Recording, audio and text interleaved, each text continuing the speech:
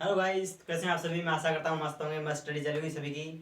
तो 2 दिन हमारी क्लास नहीं हो सकी, कुछ कारणवश से मुझे कुछ काम हो गया था, तो मुझे माफ़ कीजिएगा। तो चलिए हम पहले कुछ रिवाइज कर लेते हैं जो पहली क्लास के अंदर पढ़ा है। फटाफट से रिवाइज कर लेते हैं। तो देखिए मेरे साथियों, तो हमने इससे पहले क्या कुछ पढ़ा था कि राजस्थान शब्द के लिए साहित्यकारों ने किन किन शब्दों का प्रयोग किया था। हमने 2 साहित्यकार देखे थे, जॉर्ज थॉम्स और colonel James Tod. George Thomas हमारे राजस्थान के लिए सर्वप्रथम राजपूताना शब्द का प्रयोग करते हैं 1800 ईस्वी में। यह हमें प्रमाण कहाँ पे मिलता है? विलियम फ्रैंकलिन की बुक है the military memorials of George Thoms. ठीक है। और कर्नल जेम्स टोड है, उन्होंने राजस्थान के लिए राजस्थान रजवाड़ा राजस्थान शब्द का प्रयोग किया है। यह हमें प्रमाण कहाँ पे देखने मिलता है? उनकी बुक है एक the annals and antiquities of Rajasthan. The annals and antiquities of Rajasthan, जिसके अंतर्गत यह हमें देखने को मिलता है कि कर्नल जेम्स टोड ने राजस्थान रजवाड़ा राजस्थान शब्द का प्रयोग किया था। तो हमें एक बात और देखने को मिलती है कि यहाँ पे हमने कर्नल जेम्स टोड के बारे में कुछ टर्म्स देखे थे, तो मैं बता देना चाहूंगा कर्नल जेम्स टोड के बारे में। तो देखिए, कर्नल जेम्स टोड का जन्म हुआ था 1782 के अंदर। तो इंग्लैंड में जन्म हुआ था इनका। तो ये भारत के अंदर कब आए थे? 1799 के अंदर पश्चिम बंगाल में भारत के अंदर आए थे। तो दूसरी बात आती है, तो फिर भारत में 1799 के अंदर आए थे, तो राजस्थान के अंदर कब आए थे? 1306 के अंदर यह हमारे यहाँ राजस्थान के अंदर आए थे। मांडलगढ़ भीलवाड़ा वह स्थान है जहाँ पे इन्होंने सर्वप्रथम प्रवेश किया था हमारे राजस्थान में। तो 1813 के अंदर इन्हें कर्नल की उपाधि दी गई थी ब्रिटिश सरकार के द्वारा, 1813 में। तो अब आता है 1817 के अंदर इसे पीए के रूप में नियुक्त किया गया था, यानी कि पीए का मतलब पॉलिटिकल एजेंट के रूप में यहाँ पे राजस्थान में नियुक्त किया गया था ब्रिटिश सरकार के द्वारा। तो बात आती है 1822 की। तो 1822 में इन्हें इंग्लैंड में वापस बुलाया गया था। तो यह इंग्लैंड जाते समय हमारे यहाँ से राजस्थान का एक शिलालेख था, मानमोरी का शिलालेख, जिसे अपने साथ ले जाना चाहते थे, लेकिन साथ में नहीं ले जा सके क्योंकि वह भारी था। तो उसे समुद्र में फेंकना पड़ा था, यानी कि मानमोरी शिलालेख को समुद्र में फेंकना पड़ा था। तो दूसरी बात आती है हमारे यहाँ पे कि यहाँ पे हमारे कर्नल जेम्स टोड को राजस्थान इतिहास का जनक यानी कि पिता कहा जाता है, और इसे घोड़े वाले बाबा के नाम से भी जाना जाता है। तो अब इनकी मृत्यु होती है 1835 के अंदर। तो अब देखिए, आपको ये मोटा मोटा जल्दी फटाफट से रिवाइज हुआ है। तो अपने काम की बात पे आते हैं। हमारा चल रहा है राजस्थान का सामान्य परिचय टॉपिक। तो चलिए आगे बढ़ते हैं। देखिएगा, लिखिएगा, राजस्थान का सामान्य परिचय। राजस्थान का सामान्य परिचय, इसके अंतर्गत हम पहले पढ़ चुके थे कि राजस्थान के सामान्य परिचय में साहित्यकारों ने राजस्थान के लिए किन किन शब्दों का प्रयोग किया था। तो आज हम क्या कुछ पढ़ने वाले हैं कि राजस्थान शब्द के हमें सबसे प्राचीन साक्ष्य कहाँ से मिले। आज इस टर्म्स को हम पढ़ेंगे कि राजस्थान शब्द के लिए राजस्थान शब्द के प्राचीन साक्ष्य कहाँ से मिले हैं। तो देखिएगा, हेडलाइन डालिएगा। ये इसके बारे में काफी क्वेश्चन पूछ जाता है यहां से। राजस्थान शब्द, राजस्थान शब्द के सबसे प्राचीन साक्ष्य।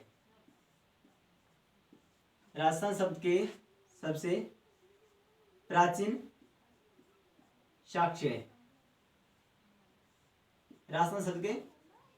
राजस्थान शब्द के सबसे प्राचीन साक्ष्य। तो इसके अंतर्गत क्या देना, देखो यहाँ पे हमें 2 शिलालेख देखने को मिलता है। एक तो है गोसुंडा का शिलालेख है,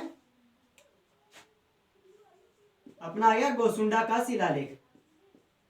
ओके, गोसुंडा से एक आता है हमारा कौन सा यहाँ पे, बसंतगढ़ का शिलालेख। बसंतगढ़ का शिलालेख। तो देखिए मेरे साथियों, गोसुंडा के शिलालेख में हमें क्या कुछ देखने को मिलता है। पहले आपको बताना चाहूंगा, इससे इसका बारे में थोड़ा सा बताने से पहले मैं बताना चाहूंगा शिलालेख किन्हें कहते हैं। कुछ मेरे साथी होंगे नए जुड़े होंगे, उनको शिलालेख के बारे में नहीं पता होगा, तो मैं उनको बता देना चाहूंगा कि कोई भी पत्थर है, शिला का मतलब होता है पत्थर, कोई भी पत्थर है अपना, जैसे मान ली ये पत्थर है, ठीक है मेरे साथियों, ये किडनी से बन गई, ये पत्थर है। तो इस पे कोई भी लिपि में अपने लेखन कर दें, या किसी भी लिपि में अगर पत्थर पर लेखन कर दें, तो जो पत्थर पर लेखन किया गया ना, तो पत्थर क्या कहलाएगा? शिलालेख, यानी शिला पर किया गया लेखन, शिलालेख। ठीक है, शिलालेख कहलाता है, वो शिलालेख कहलाएगा। वो पत्थर होगा वो शिलालेख कहलाएगा। डस्ट बोर्ड गावे सोच सकती हूँ।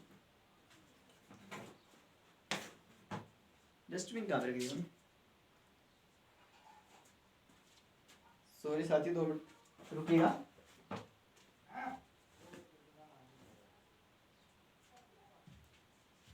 इधर रख दिया। देखिए बच्चा, तो यहाँ पे देखिएगा गोसुंडा का शिलालेख। ये कहाँ का है? हमारा चित्तौड़गढ़ का शिलालेख है। चित्तौड़गढ़ का शिलालेख है 532 ईस्वी का। 532 ईस्वी के अंदर हमें देखने को मिलता है। ठीक है, तो गोसुंडा के शिलालेख हमें चित्तौड़गढ़, ऐसा क्या बात है इसमें स्पेशल कि हम इसको पढ़ रहे हैं? तो देखिए गोसुंडा का शिलालेख हमें 532 में राजस्थान के बारे में राजस्थानी शब्द का उल्लेख देता है। राजस्थान में राजस्थानी शब्द का उल्लेख देता है यहाँ पे हमारे। ठीक है, गोसुंडा का शिलालेख। तो देखिए, तो यहाँ से हमसे एक बार क्वेश्चन पूछा गया था कि राजस्थान शब्द का सबसे प्राचीन साक्ष्य कहाँ से मिलते हैं? तो देखिएगा हमें यहाँ पे करना होगा गोसुंडा का शिलालेख 532 ईस्वी में मिलते हैं। ठीक है मेरे साथियों, तो अब आगे बसंतगढ़ का शिलालेख सिरोही में। ठीक है, यह वह गोसुंडा के शिलालेख में किस शब्द का प्रयोग किया गया? राजस्थानी। यह बता देना चाहूंगा कि यहाँ पे राजस्थानी शब्द का प्रयोग किया गया है। राजस्थान के लिए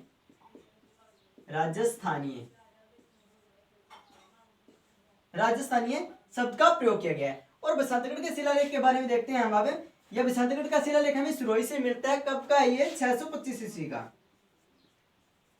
625 ईस्वी का। ये तारीख है मत, मैं आपको लाइन टू लाइन बाय लिखवा दूंगा। ठीक है मेरे साथियों, 625 ईस्वी का।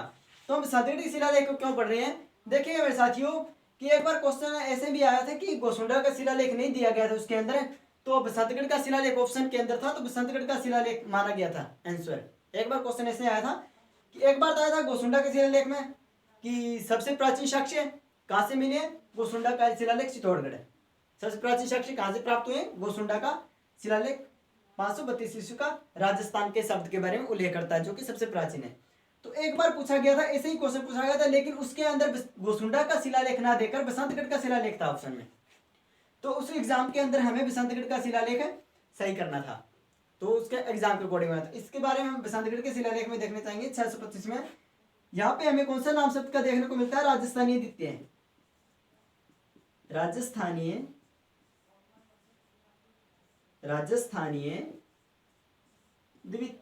राजस्थानीय द्वितीय शब्द का उल्लेख देखने को मिलता है मेरे साथियों। तो चलिए इसको हम लिख लेते हैं लाइन टू लाइन में जल्दी से। तो देखिए मेरे साथियों, तो यहाँ पे लिखिएगा राजस्थानीय।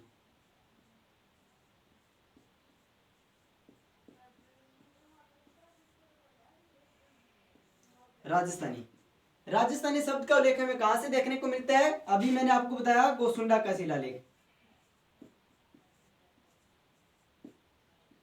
गोसुंडा का शिलालेख। मैं आशा करता हूं आप क्वालिटी बढ़ा लेना वीडियो की, बढ़िया साफ दिख रहा होगा आपको। वैसे बड़े बड़े लिख रहा हूं मैं, छोटे नहीं लिख रहा हूं। ठीक है मेरे साथियों, बड़े बड़े आपको दिखाई दे रहा होगा साफ, मैं आशा करता हूं।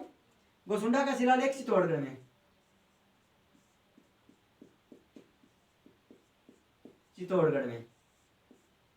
कब का है? 532 का। 532 ईस्वी का। तो देखिए मेरे साथियों, यहाँ पे आपको कई बार ना कई बुकों के अंदर 589 दिया होगा। 589 ईस्वी नहीं होगा, वो दिया होगा आपको विक्रम संवत के रूप में। आप घबराइएगा मत 532 और 589 के अंदर, क्योंकि जो 589 दिया गया है ना उन बुकों के अंदर, वो विक्रम संवत दिया गया है। वो विक्रम संवत दिया गया है, और ये हम 532 ईस्वी की बात कर रहे हैं। तो देखिएगा मेरे साथियों, अगर हम यहाँ पे एक बात बताता हूं मैं, अगर हम किसी भी ईस्वी में 57 जोड़ दें तो वह हमें विक्रम संवत प्राप्त होता है। अगर कोई भी ईस्वी में अगर हम 57 जोड़ दें तो विक्रम संवत प्राप्त होता है। जैसे कि देखिए अभी मैं आपको बताना चाहूंगा, ये 532 क्या अपनी ईस्वी, अगर इसके अंदर 57 जोड़े तो हमें क्या देखने को मिलते हैं? 985 589 देखने को मिल रहा है ना। देख लो, जोड़ के देख लो, कैलकुलेशन कर लो जाए। 589 देखने को मिलता है, वो की विक्रम संवत है। अगर किसी भी ईस्वी में 57 जोड़ दे तो विक्रम संवत प्राप्त होता है। ठीक है, तो देखिए मैं आपको नोट करके यहाँ पे लिखवा ही देता हूं।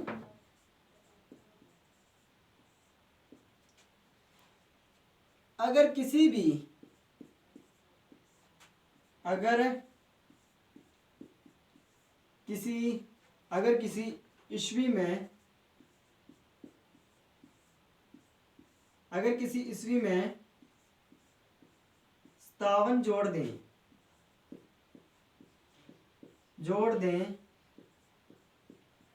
तो विक्रम संवत प्राप्त होता है।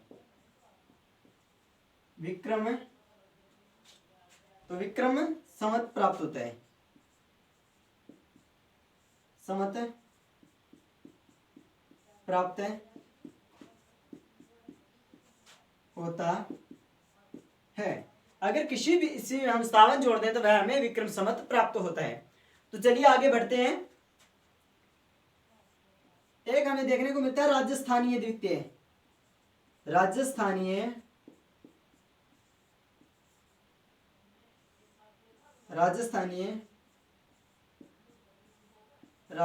द्वितीय। तो देखिए मैंने आपको अभी बताया था थोड़े टाइम पहले कि राजस्थान द्वितीय शब्द का उल्लेख हमें कहां पे देखने को मिलता है। तो हमारे शिलालेख आता है बसंतगढ़ का शिलालेख। बसंतगढ़ का शिलालेख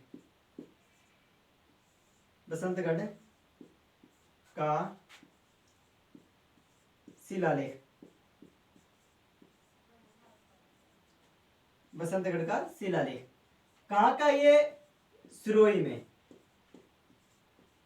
बसंतगढ़ का शिलालेख सिरोही में। कब का है? 625 ईस्वी का। 625 ईस्वी का। ठीक है, तो राजस्थानी द्वितीय शब्द का लेख हमें बसंतगढ़ के शिलालेख सिरोही में 625 ईस्वी में देखने को मिलता है। आप स्क्रीनशॉट लीजिएगा। चलो एक बात और लिखवाता हूं यहाँ पे मैं आपको, थोड़ी सी रुकिए। जो ये हमें दोनों प्रमाण मिलते हैं ना देखने के, प्राचीन साक्षर राजस्थानी और राजस्थान द्वितीय, ये हमें अप्रत्यक्ष रूप से देखने को मिलते हैं। तो प्रत्यक्ष रूप से देखने को कहां पे मिलते हैं बात आती है। तो प्रत्यक्ष रूप से हमें कर्नल जेम्स टोड जी बताते हैं। कर्नल जेम्स टोड जी बताते हैं। ठीक है, प्रत्यक्ष रूप से। तो लिखिएगा, यह प्रमाण हमें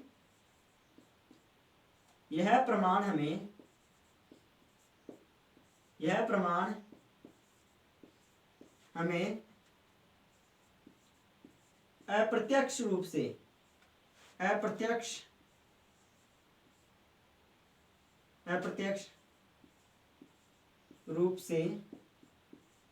देखने को मिलते हैं।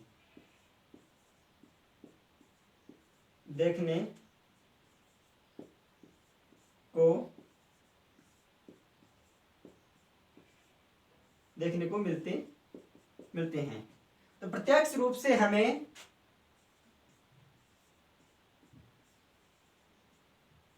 प्रत्यक्ष रूप से हमें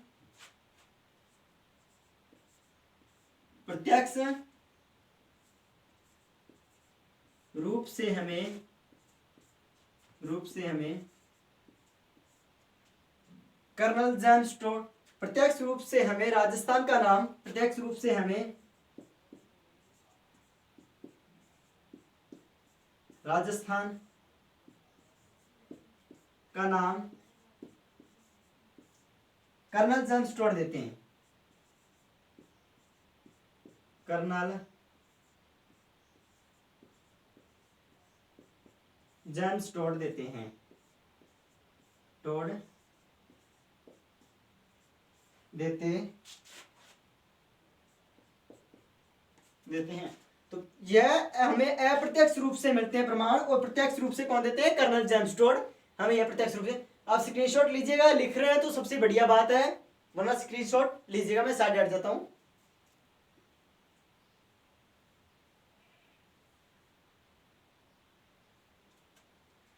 चलिएगा आगे।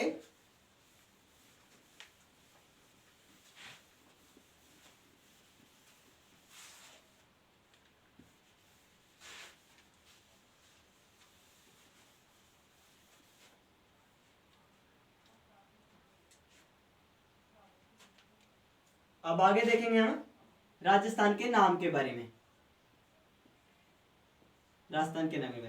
यानी कि राजस्थान क्या है? ठीक है, जिससे हम देख रहे हैं राजस्थान क्या है। देखिएगा, किसी निश्चित भौगोलिक एवं प्रशासनिक इकाइयों, जो कि किसी भौगोलिक एवं निश्चित प्रशासनिक इकाई में बंटा हो, क्षेत्र हो, ठीक है, बंधा हो, यानी अपना एरिया, जो भी कोई चीज किसी प्रशासनिक व भौगोलिक इकाई में बंधा हो, क्षेत्र यानी एरिया, तो वह हमें एक राज्य कह सकते हैं, उसे एक राज्य कह सकते हैं। ठीक है, तो हमें उसे ही राजस्थान कहते हैं। तो देखिए, तो हम क्या पहले भी इसे राजस्थान ही कहते थे, यानी इससे पहले हम राजस्थान, तो मैं बोलूंगा नहीं, तो इससे पहले हमारे राजस्थान को यानी कि अनेक क्षेत्रों में बंटा हुआ था। जैसे कि मैं आपको बताना चाहूंगा कि मारवाड़ का क्षेत्र, ठीक है मेरे साथी, मारवाड़ का क्षेत्र, योधेय प्रदेश और वल प्रदेश, मेवाड़ का प्रदेश, मेवात प्रदेश, ये प्रदेशों में बंटा हुआ था हमारा राजस्थान। तो एक प्रॉपर वैसे नहीं था। तो ये अपना कब आया वर्तमान रूप में राजस्थान, जिस रूप को हम देख रहे हैं वर्तमान, तो ये हमारा आया था 1 नवंबर 1956 में। 1 नवंबर 1956 में आपने एकीकरण में पढ़ा होगा, या नहीं पढ़ा तो आप मेरे से पढ़ेंगे आगे आने वाली क्लासों में। ठीक है, तो 1 नवंबर 1956 में एकीकरण का 7वें चरण हुआ था। तब 7वें चरण में राजस्थान का लगभग निर्माण हो चुका था। तो तब यह राजस्थान का निर्माण हो चुका था, और राजस्थान दिवस के रूप में भी मनाया जाता है 1 नवंबर, स्थापना दिवस के रूप में, सॉरी, दिवस तो 30 मार्च होगा, और स्थापना दिवस के रूप में मनाया जाता है 1 नवंबर 1956 को, 1 नवंबर को। ठीक है मेरे साथियों, अभी मैं आपको बता देना चाहूंगा, अभी रिसेंटली एक एग्जाम हुआ 2023 के अंदर, मुझे याद नहीं आ रहा एग्जाम कौन सा है, तो उसके अंदर क्वेश्चन दिया गया था, उसके अंदर ना राजस्थान की स्थापना दिवस पूछा गया था। वैसे तो 1 नवंबर 1956 है, लेकिन उस एग्जाम के अंदर 1 नवंबर 1956 ना मानकर उस एग्जाम के अंदर 30 मार्च माना गया था, 30 मार्च माना गया था राजस्थान स्थापना दिवस। तो एक बात और आती है, हम ऑफिशियल साइट पर जाए ना, अभी हमें रिसेंटली अभी ऑफिशियल साइट पर देखा कि वहीं पर भी हमें स्थापना दिवस 30 मार्च ही दिखा रहा है।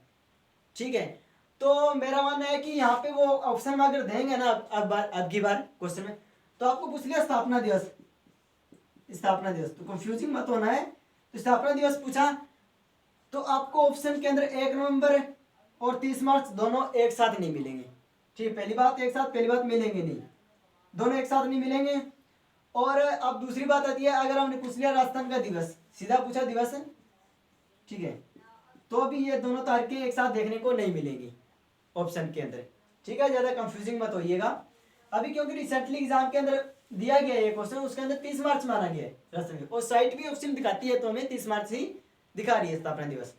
ठीक है, तो चलिए, नामकरण के अंदर यानी कि राजस्थान हमारा अनेक क्षेत्रों में बटा हुआ था, जैसे मैं बताना चाहूंगा। जैसे ये अपना राजस्थान है, इसकी आकृति कितनी है, पतंगाकार यानी चतुर्भुजाकार, पतंगाकार अपना राजस्थान है यानी चतुर्भुजाकार।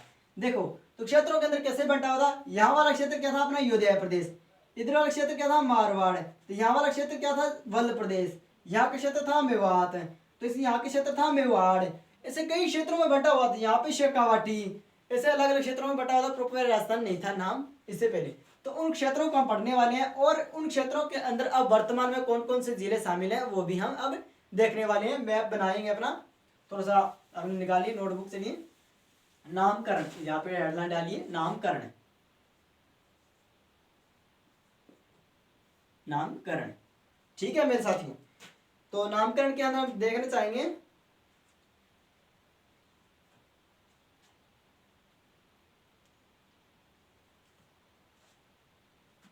तो लिखिएगा प्राचीन समय में, प्राचीन समय में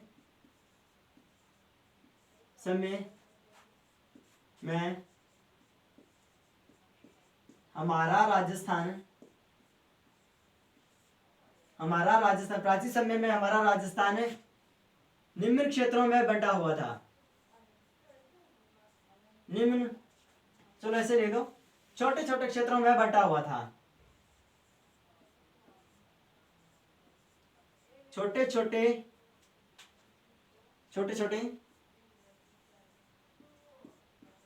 क्षेत्रों में बंटा हुआ था,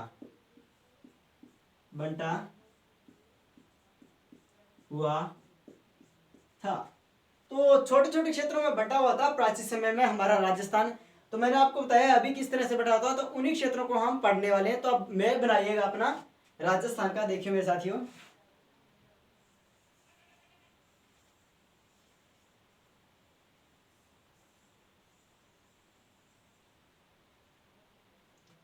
ठीक है मेरे साथ, राजस्थान का मैप बनाइएगा मेरे साथ, देखिएगा। तो हमें यहाँ पे देखने को मिलता है कि यहाँ पे अपना कौन सा,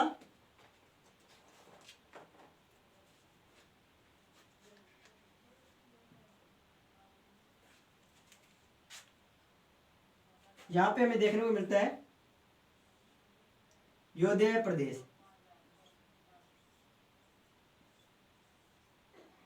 योध्या प्रदेश, यहाँ पे हमें देखने को मिलता है योध्या प्रदेश। तो देखिए योध्या प्रदेश के अंदर हमारे इससे पहले कौन कौन से जिले शामिल थे मैं आपको बताना चाहूंगा। एक तो था गंगानगर, एक था हनुमानगढ़। तो अभी रिसेंटली नए जिले बनेंगे, उनके अनुसार 3 जिले इसके अंदर शामिल किए जाते हैं। अभी कौन कौन से, एक तो हमारा प्राचीन पहले वाला है हनुमानगढ़ और गंगानगर पहले, अब नया और शामिल किया गया जिसे अनूपगढ़ से अलग, सॉरी गंगानगर से अलग किया गया, अनूपगढ़ जिला है। ठीक है, तो देखिएगा, लिखिएगा यहाँ पे इसमें कौन कौन से जिले आते हैं। गंगानगर,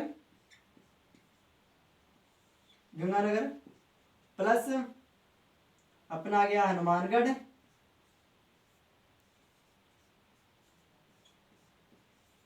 हनुमानगढ़ और प्लस में अनूपगढ़, अनूपगढ़, अनूपगढ़। इन 3 जिलों के अंदर योध्या प्रदेश को शामिल किया जाता है। योध्या प्रदेश में गंगानगर, हनुमानगढ़ और अनूपगढ़। तो अब और जिला हम देखने को मिलता है यहाँ पे, एक क्षेत्र और देखने को मिलता है, कौन सा, शेखावाटी, शेखावाटी,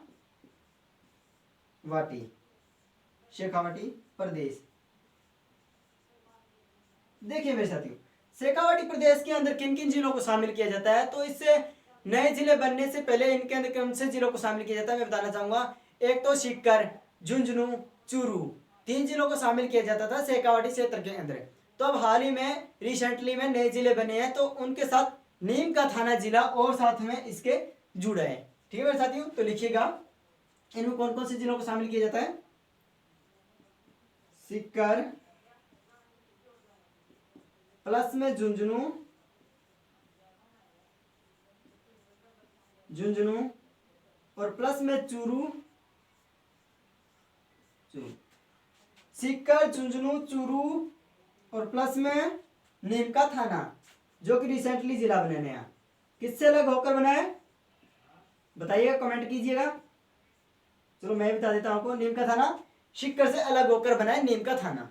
ठीक है मेरे साथियों, तो यहाँ पे एक और देखने को मिलता है हमें, कौन सा जिला, यहाँ पे एक प्रदेश देखने को मिलता है यहाँ पे।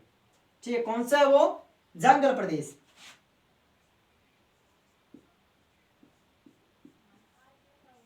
जंगल प्रदेश। देखिए मेरे साथियों, जंगल प्रदेश के अंदर किन किन जिलों को देखने को मिलता है। जंगल प्रदेश के अंदर हमें रिसेंटली जिले बनने से पहले यहाँ पे कौन कौन से जिले आते थे। एक तो जोधपुर, बीकानेर और नागौर, इन 3 जिलों को शामिल किया जाता था। अभी फरोती जिला और बन गया है जोधपुर से अलग होकर, तो उसे भी इसी के अंदर शामिल किया जाएगा। तो देखिएगा, लिखिएगा पहले वाले जिले लिखिए कौन से, जोधपुर, जोधपुर प्लस नागौर और प्लस बीकानेर, प्लस बीकानेर और साथ में अभी प्लस में कौन सा बन गया है, फलोदी, फलोदी जिले को और शामिल कर दिया गया है। ठीक है मेरे साथियों, तो देखिए, तो एक यहाँ पे हमारे और क्षेत्र आता है, कौन सा, यहाँ पे क्षेत्र एक आता है अपना जैसलमेर वाला, इसे हम बोल सकते हैं कौन सा,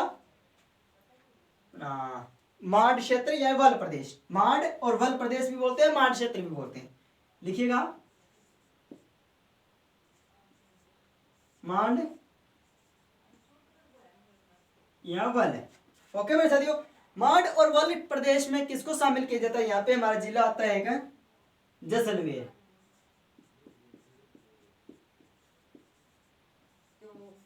जैसलमेर को शामिल किया जाता है। तो देखिएगा, स्क्रीनशॉट लीजिएगा, लिख रहे हैं तो सबसे बढ़िया बात है।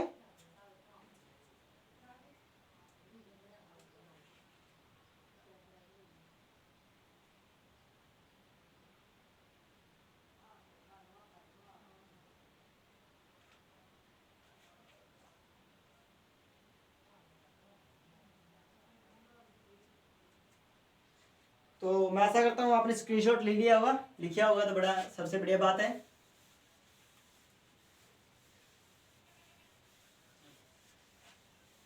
अबे ऐसा मैप नहीं मिटाना था, सॉरी।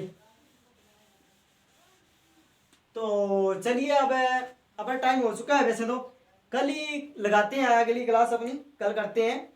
तो मस्त रहिएगा और अपने परिवार वालों का ख्याल रखिएगा, सभी प्रेम बनाए रखिएगा एक दूसरे के प्रति, सभी दूसरे किसी के प्रति नफरत मत रखिएगा, ठीक है मेरे साथियों।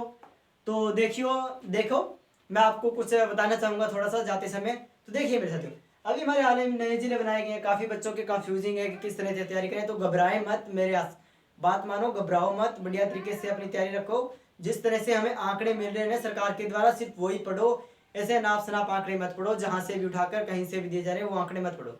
जो सरकार के द्वारा हाल ही में दिए जा रहे हैं, जो रिपोर्टें जारी की जा रही हैं और साइटों पर जो आंकड़े दिखाए जा रहे हैं वही पढ़ें। और सबसे बढ़िया बात है, एनसीईआरटी की बुकें आ जाएंगी अभी, तो जो बुकें आएंगी नहीं उनके अनुसार ही स्टडी करना, और साथ में जो रिपोर्टें नहीं आ रही हैं सरकार की वो देखना, बढ़िया तरीके से करंट से अवेलेबल रहना।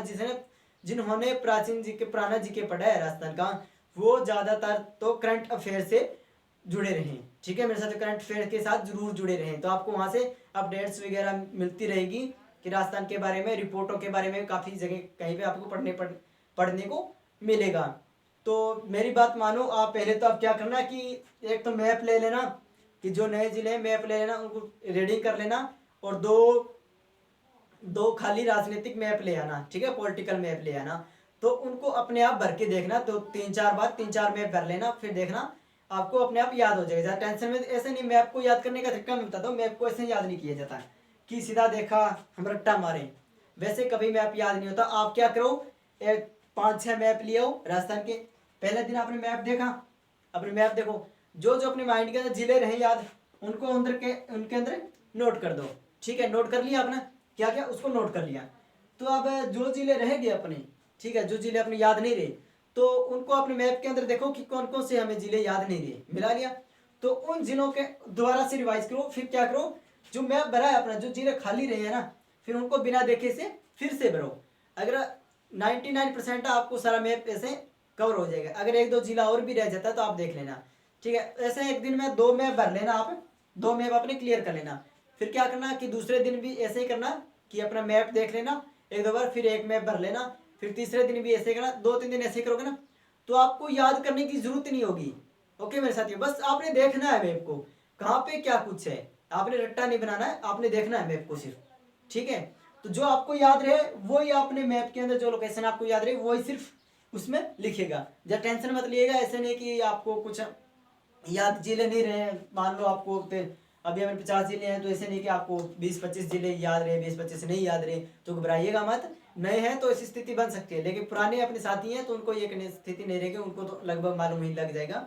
साथ में मैं आपको ये कोर्स के अंदर बताता चलूंगा कि किससे क्या जिला अलग हुआ है, कहाँ से हुआ है, कैसे हुआ है, ठीक है मेरे साथियों। तो मस्त रहिएगा, सभी मेरे साथियों को मेरी तरफ से जय सिया राम, बढ़िया स्टडी कीजिएगा और अपने परिवार वालों को मस्त रखिएगा, अपनी परिवार वालों की प्रवाह करिएगा, ठीक है साथियों। तो चलता हूँ मैं, कल मिलते हैं फिर दोबारा से।